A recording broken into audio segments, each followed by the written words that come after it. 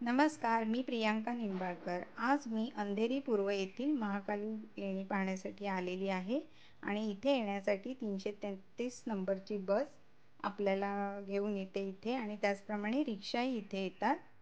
आणि इथे प्रथम आपल्याला तिकीट घ्यावी लागते, तर इथे कॅश घेत नाही, तर आपल्याला ऑनलाईन पेमेंट करावी लागेल, नाहीतर ऑनलाईन तिकीट घ्यावी लागेल. या लेणी पाहण्याचा टायमिंग आहे सकाळी 9 ते संध्याकाळी 5 वाजेपर्यंत. अंधेरी स्टेशनपासून 5 किलोमीटर अंतरावर ही सुंदर अशी महाकाली लेणी आहे. या लेण्या 2 गटांमध्ये विभागलेल्या आहेत. पूर्वेला 15 आणि पश्चिमेला 4. बहुतेक पर्यटक पूर्वेकडच्या ह्या 15 लेण्या बघून परततात, पण पश्चिमेलाही 4 लेण्या अजून आहेत. त्या मी तुम्हाला माझ्या या व्हिडिओमध्ये दाखवणार आहे. प्रथम आपण ह्या पूर्वेकडच्या 15 लेण्या पाहत आहोत. तुम्ही प्रथम ह्या बाहेरूनच पाहून घ्या. किती सुंदर अशा या लेण्या आहेत.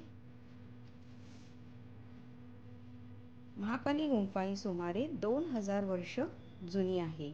ही गुंफा काळा बेसाल्ट खडकांपासून बनवलेली आहे आणि ती आपल्याला इतिहासात घेऊन जाते.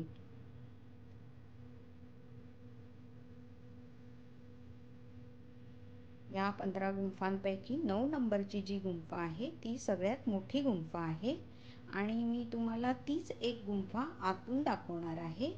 आणि त्याच प्रकारे बाकीच्याही गुंफा तशाच आहे, पण त्या लहान आहेत. म्हणजेच ही गुंफा मोठी आहे म्हणजे ह्याच्यामध्ये आतमध्ये राहण्याची ज्या सोय केलेल्या म्हणजे अशा खोल्या आहेत त्या जास्त आहेत आणि बाकीच्या गुंफांमध्ये 1 किंवा 2 अशा आहेत. चला तर मी तुम्हाला ही 9 नंबरची गुंफा दाखवते. हे पहा, इथे पूर्वी पाण्याचा साठा केला जात असे, पण आता ते पूर्णपणे खाली झालेलं आहे, सुकलेलं आहे. काळा बेसाल्ट खडक आपल्याला दिसत आहे, त्यापासून बनवलेली ही गुंफा आहे. ही 9 नंबरची गुंफा आहे आणि तुम्हाला बाहेरूनच अंदाज येईल की ही केवढी मोठी आहे. चला तर आपण आतमध्ये जाऊया. हे पहा, इथे पिण्याच्या पाण्याची सोय केलेली आहे.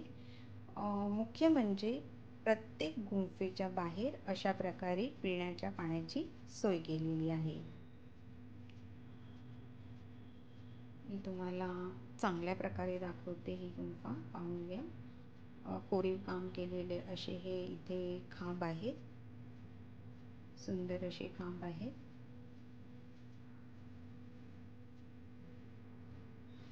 आणि आपण आता आतमध्ये जाऊया जरा अजून पुढे. हे पहा, हा जो समोर दिसतोय तो दरवाजा आहे आणि त्याच्या दोन्ही बाजूला अशा खिडक्या आहेत, छोट्या खिडक्या आहेत. आता आपण हे पहा, हे खांब आहेत आणि आपण आता या दरवाजातून आत जाऊया.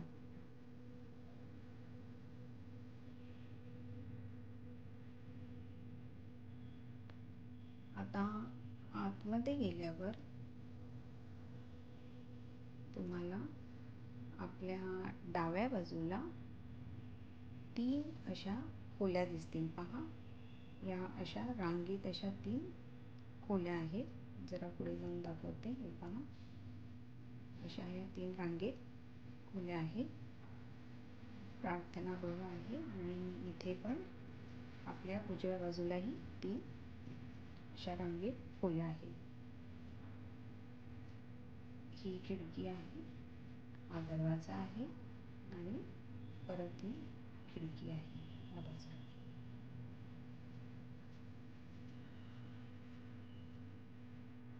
पाहून घ्या, अशा प्रकारे इथे 6 खोल्या आहेत.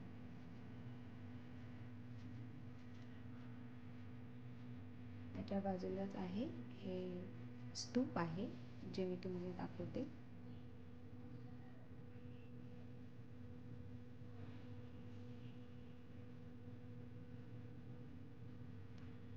आणि ह्या आहेत शिल्प कोरलेली आहेत, पण ती जीर्णावस्थेत आहेत. सुंदर अशी शिल्प कोरलेली आहेत. या लेण्यांचा उपयोग प्रामुख्याने बौद्ध भिक्षूंसाठी निवासस्थान, ध्यानाचं केंद्र, प्रार्थना केंद्र असं म्हणूनच होतं. हे पहा, आता आपण चाललो आहे पश्चिमेला, पश्चिमेकडच्या या 4 लेण्या पाहण्यासाठी. आणि ह्या 4 लेण्या आपल्याला रस्त्याच्या साईडने, तुम्हाला गाड्या जाताना दिसत असतील, रस्त्याच्या साईडने ह्या 4 लेण्या आपल्याला दिसतात. या पहा, या अशा या 4 लेण्या आहेत. यामध्येही तीच रचना आहे, पिण्याच्या पाण्याची सोय केलेली आहे, आतमध्ये खोल्या आहेत निवासस्थानाच्या, त्याचप्रमाणे ध्यान केंद्र, प्रार्थनागृह असं वेगवेगळ्या लेण्यांमध्ये आहे. मुंबईसारख्या कॉन्क्रीटच्या जंगलात आजही ही प्राचीन लेणी आपलं अस्तित्व टिकवून आहेत. सरकारने आणखीन कठोर पावलं उचलत ही खूप मोठं पर्यटन स्थळ होईल याकडे लक्ष देणं गरजेचं आहे. तसेच येथील सात्विकता आणि सौंदर्य टिकवण्याचाही प्रयत्न व्हायला हवा. तर कसा काय वाटला तुम्हाला माझा हा व्हिडिओ? आवडला असेल तर माझ्या पर्यटन गाथा या मराठी यूट्यूब चॅनलला सबस्क्राईब करा. त्याचप्रमाणे असेच नवनवीन व्हिडिओ पाहण्यासाठी बेल आयकॉनवर क्लिक करायला विसरू नका. त्याचप्रमाणे माझ्या पर्यटन गाथा या फेसबुक आणि इंस्टा पेजलाही फॉलो करा. चला तर भेटूया पुढच्या व्हिडिओमध्ये. धन्यवाद.